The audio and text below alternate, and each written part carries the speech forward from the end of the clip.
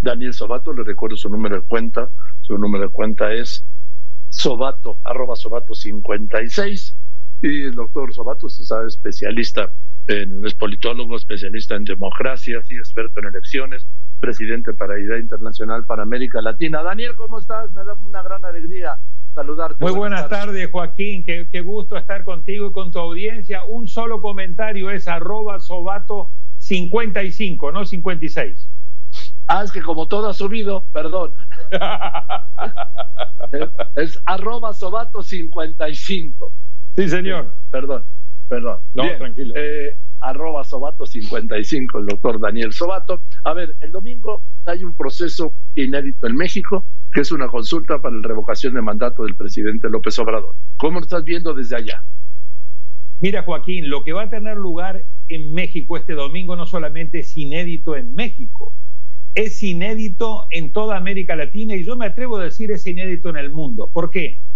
Porque vamos a un referéndum revocatorio de mandato. Es decir, la posibilidad que la ciudadanía a través del voto le ponga fin a un mandato de manera anticipada. Y eso en América Latina lo tienen regulado solamente 4 países. Venezuela, que lo aplicó en el año 2004 con Chávez. Bolivia, que lo aplicó en el año 2008 con Evo. Ecuador, que nunca lo utilizó a la fecha y ahora a nivel presidencial nacional lo va a utilizar México. La particularidad de lo que tiene México es que es el mundo al revés, Joaquín, porque por lo general estos referéndums revocatorios de mandato siempre los solicita ¿quién? La oposición al gobierno, que quiere ponerle un límite y sacarlo al presidente de manera anticipada.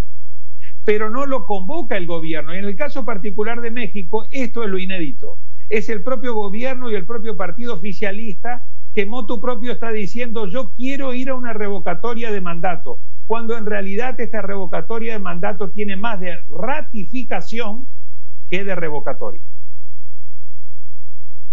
Ahora, lo ilógico de esto, dentro de todo esto, es que efectivamente quien está promoviendo la participación en la revocación de mandato es el presidente, y quienes están en contra del procedimiento es la oposición. Efectivamente es un mundo al revés, Daniel. Es totalmente el mundo al revés, y además este proceso está viciado por varios motivos. En primer lugar, el presidente Andrés Manuel López Obrador fue electo en el año 2018 y este mecanismo, que es un mecanismo de democracia directa, fue regulado recién, introducido en el año 2019 y terminó de ser regulado en septiembre del 2021, incluso rompiendo todos los plazos que había. Es decir, ha sido extemporáneo. Uno no puede regular estos temas de manera hacia atrás, y a su vez tiene nombre y apellido. Fue introducido precisamente para que el presidente Andrés Manuel López Obrador pudiera cumplir con su promesa de campaña. Por eso yo creo que si a eso le sumamos todas las peleas entre el presidente y el INE, todas las idas y venidas, la suspensión, el que echó de la denuncia de que no hay suficientes casillas instaladas, y un tema muy importante, en la regulación actual en México, si no participa mínimo el 40% de ese padrón electoral, es decir, si el domingo no vota alrededor de 37.3 millones de electores mexicanos, no tiene ningún valor jurídico. Así es, pero lo tendrá político. Además, ya adelantó. Eso es otra cosa. Eso es otra cosa. Adelantó el presidente que aunque no se reúna el 40% y no sea obligatorio, él acataría en caso de ser revocado, lo que no hay ninguna posibilidad. Sí, está por descontado que el 95% de los que participen lo harán en contra de la revocación. Absolutamente. O sea, este es un referéndum que no es revocatorio de mandato, sino un referéndum ratificatorio de un mandato promovido por el propio presidente, auspiciado y motivado por el propio partido oficialista, y todos sabemos que claramente no hay manera alguna de que el presidente pueda ser revocado en su mandato, porque tiene una popularidad entre el 55 y el 60%, y esto no va a cambiar nada desde el punto de vista jurídico. El presidente se va a tener que ir en septiembre del 2024, como está previsto y para lo cual fue electo. Es un mero ejercicio de oxigenación política que el propio presidente está buscando. Así es. ¿Te preocupa en algo el anuncio del presidente López Obrador de que este mismo año va a mandar una reforma electoral para renovar, dice, o para cambiar al INE y a los consejeros del INE y a los ministros, a los magistrados del Tribunal Electoral del Poder Judicial de la Federación y que sean electos por el pueblo, como dijo? Sí, gracias por la pregunta, Joaquín. Estoy muy preocupado. Primero, todos los índices que miden la calidad de la democracia a nivel mundial, incluido México, están mostrando que hay un creciente deterioro y erosión de la calidad de la democracia en México. De hecho, el índice de The Economist bajó a México de democracia imperfecta, la degradó a régimen iliberal. Ahí hay una bolsa de preocupación muy seria. ¿A régimen qué? ¿A régimen qué?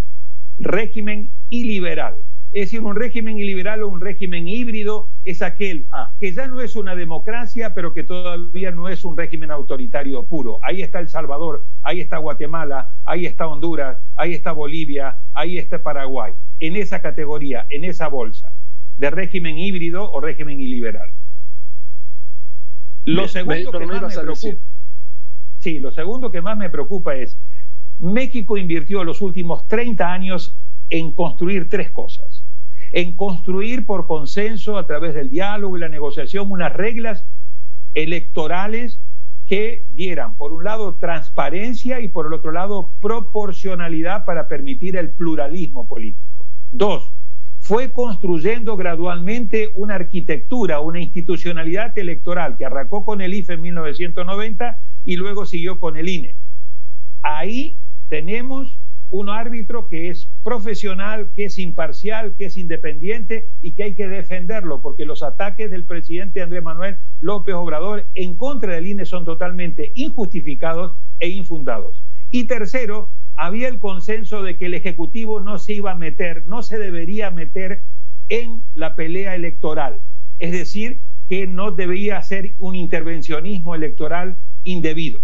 Esos tres valores, esas tres columnas de reglas electorales, de árbitro electoral profesional independiente y de un ejecutivo que tomaba el compromiso de no inmiscuirse en la pelea electoral, hoy están en serio riesgo y en serio peligro. Y yo creo que esta reforma electoral que el presidente quiere plantear después de este referéndum revocatorio, mal llamado revocatorio, claramente atenta contra la independencia y contra la imparcialidad, porque está proponiendo, entre otras cosas, que los magistrados del Tribunal Electoral del Poder Judicial de la Federación y los consejeros del INE sean electos a través del voto popular, lo cual es una aberración, Joaquín. Eso no existe en ningún país de América Latina.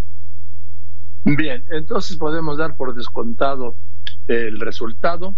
El reto para el presidente López Obrador es saber el número de participantes. Por eso la promoción no gira en torno a vota por la ratificación o vota por la revocación, sino es vota de cara, Daniel, al proceso electoral de 2024.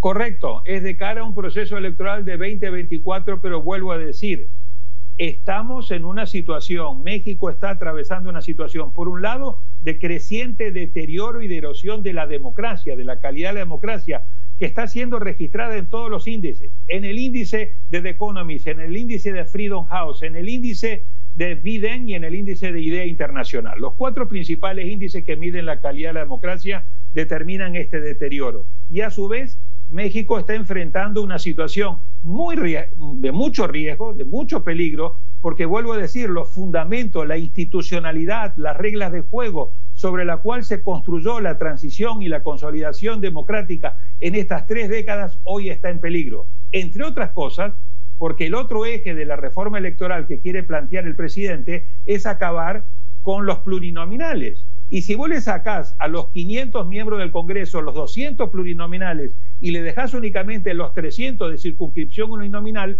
lo que estás haciendo es generando un sistema electoral altamente desproporcionado. Es decir, con un 35, un 38% de los votos, únicamente con circunscripción uninominal vos podrías llegar a acercarte o a tener la mayoría calificada, y con mayoría calificada podés hacer cualquier cosa desde el punto de vista jurídico en México. En fin, pues vamos a ver, igual hablamos la semana que viene, a ver cómo viste tú, cómo viste tú, Daniel, los resultados, la participación y las reacciones del presidente. ¿Te parece bien? Con muchísimo gusto, siempre es un placer estar en tu programa y conversando contigo y con tu audiencia, Joaquín. Nada, al contrario, querido Daniel, te mando un abrazo. Sí, el doctor Daniel Sobato, experto en elecciones, presidente de IDEA Internacional para América Latina.